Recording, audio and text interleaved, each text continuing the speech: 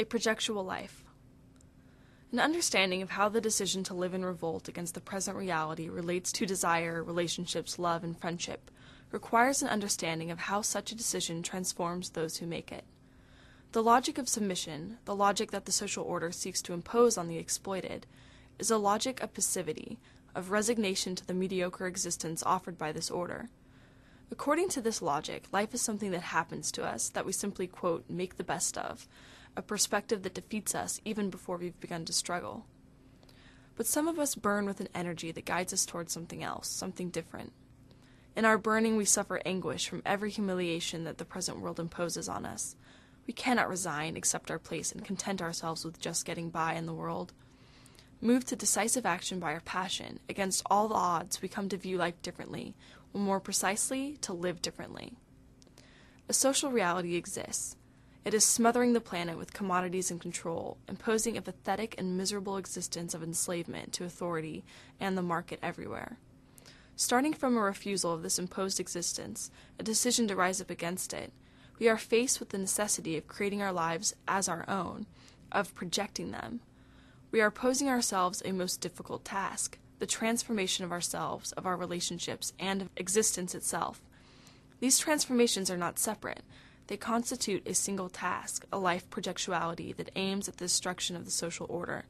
That is to say, an insurrectional anarchist projectuality. At present, so many of us are so careful, so apologetic, ready to distance ourselves from even our most radical and defiant acts. This indicates that we have not yet understood what it means to live our lives projectually.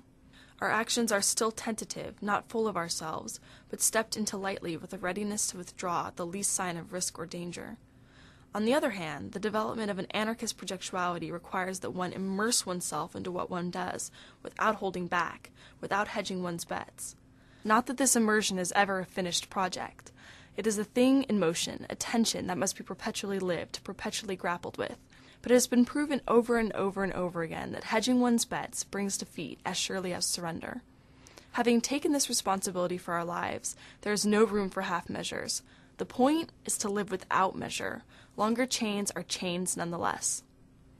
One reads in Nietzsche of amor fati, the very opposite of the fatal resignation demanded by the logic of submission. Amor fati is that love of fate as a worthy adversary that moves one to courageous action.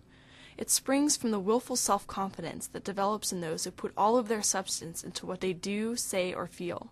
Here regrets melt away as one learns to act as one wills. Mistakes, failures, and defeats are not devastations, but situations from which to learn and move on in the perpetual tension toward the destruction of all limits. In society's eyes, any refusal of its order is a crime, but this immersion into life moves insurgents beyond the level of crime. At this point, the insurgent has ceased to merely react to the codes, rules, and laws of society, and has come to determine their actions on their own terms without regard for the social order. Beyond tolerance and everyday politeness, finished with tact and diplomacy, the insurgent is not given to speaking abstractly about anything that relates to his life and interactions, but rather gives weight to every word. This comes from a refusal to skim the surface of things, a desire rather to immerse herself into the projects and relations she chooses to create or involve herself in, to draw them fully into herself, because these things are the things with which she creates her life. Like revolution, love, friendship, and the wide variety of other possible relationships are not events one waits for, things that merely happen. When one recognizes oneself as having agency, as being an individual capable of acting and creating, these cease to be wishes, ghostly longings aching in the depths of one's guts. They become possibilities toward which one moves consciously, projectually, with one's will.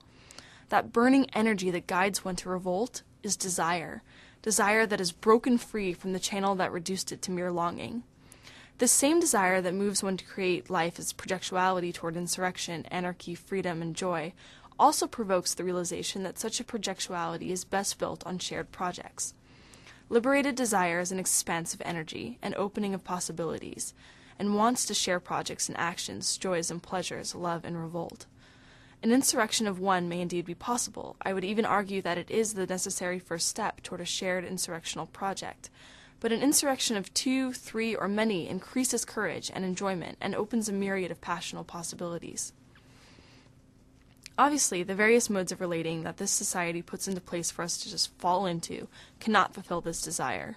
Tepid love partnerships and friendships based on the camaraderie of mutual humiliation and disrespectful tolerance, and the daily encounters of no substance that maintain the banality of survival. These are all based on the logic of submission, on merely accepting the mediocrity that this reality we must destroy offers. They have nothing to do with the projectual desire for the other. The decision to live projectually as a revolutionary and an anarchist moves one to seek relations of affinity, of passion, of intensity, variety of living relations that help one to build life as desire moves one. They are relations with clearly defined others who have affinity with one's way of living and being. Such relations must be created in a fluid and vital way, a way as dynamic, changeable, and expansive as affinity and passion are themselves. Such an expansive opening of possibilities has no place within the logic of submission, and that in itself makes it a worthy project for an anarchist to pursue.